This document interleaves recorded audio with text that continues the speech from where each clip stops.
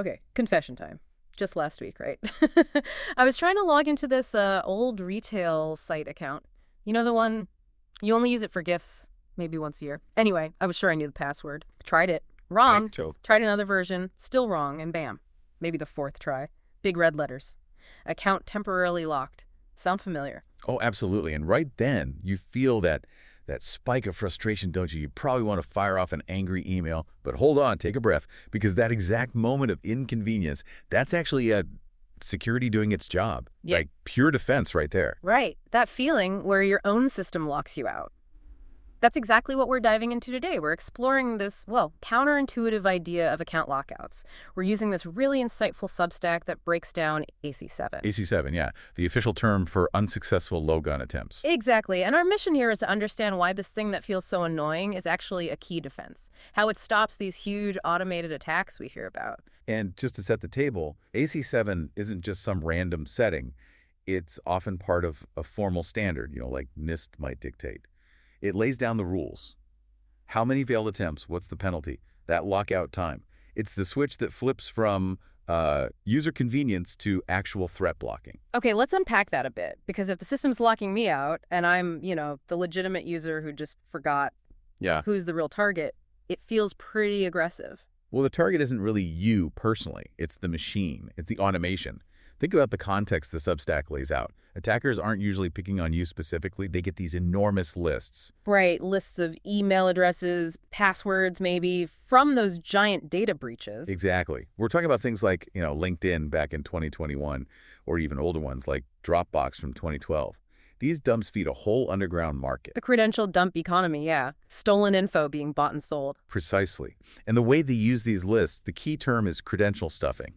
This isn't like someone patiently trying to guess your password over and over. Okay, how's it different?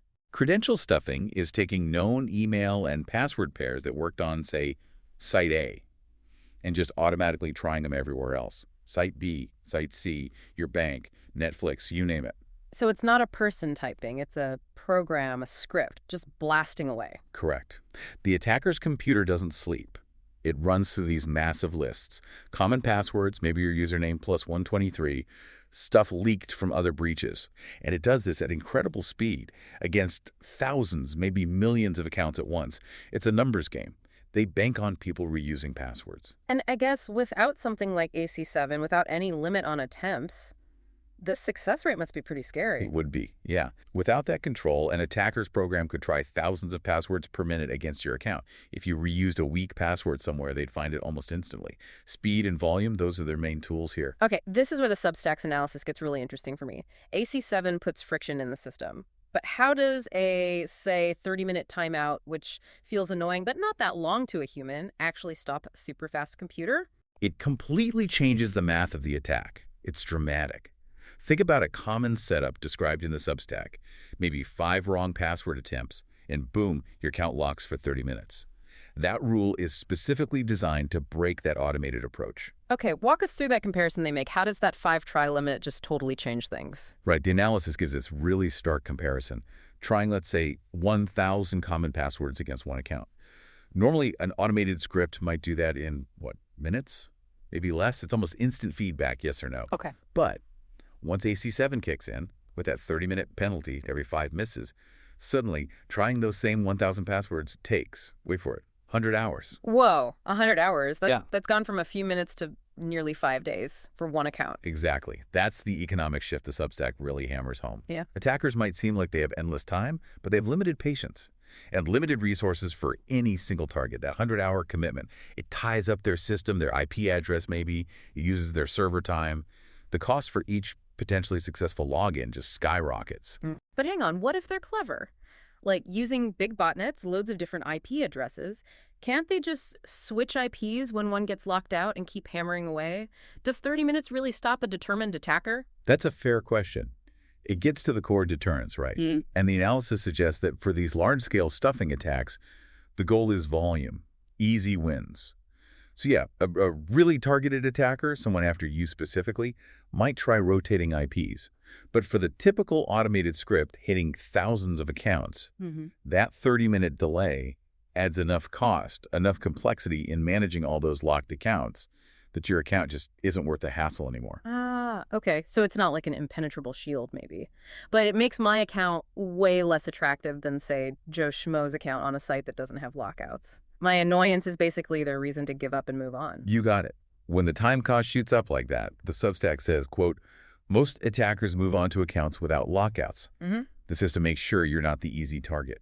You're not the path of least resistance anymore. I do want to circle back to the user side of this, though. Because, like I said, I locked myself out. I felt like the system was punishing me. Does the Substack talk about that frustration? You know, the person who genuinely knows their password but just fat fingers it a few times.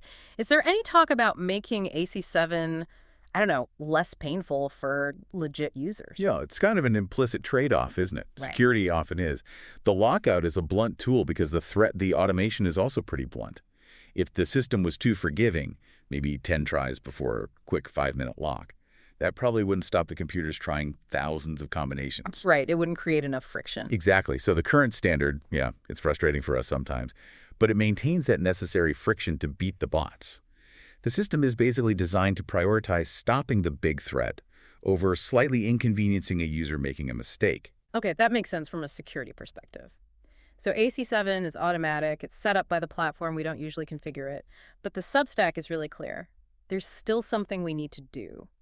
What are those critical warning signs we should absolutely not ignore? Right. This is where it shifts from passive defense, the system just doing its thing, to needing an active response from you. The system buys you time, essentially, but you got to use that time.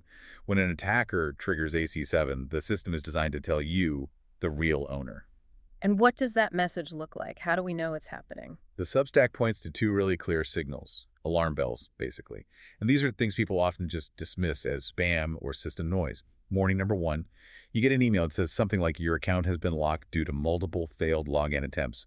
And crucially, you weren't trying to log in then.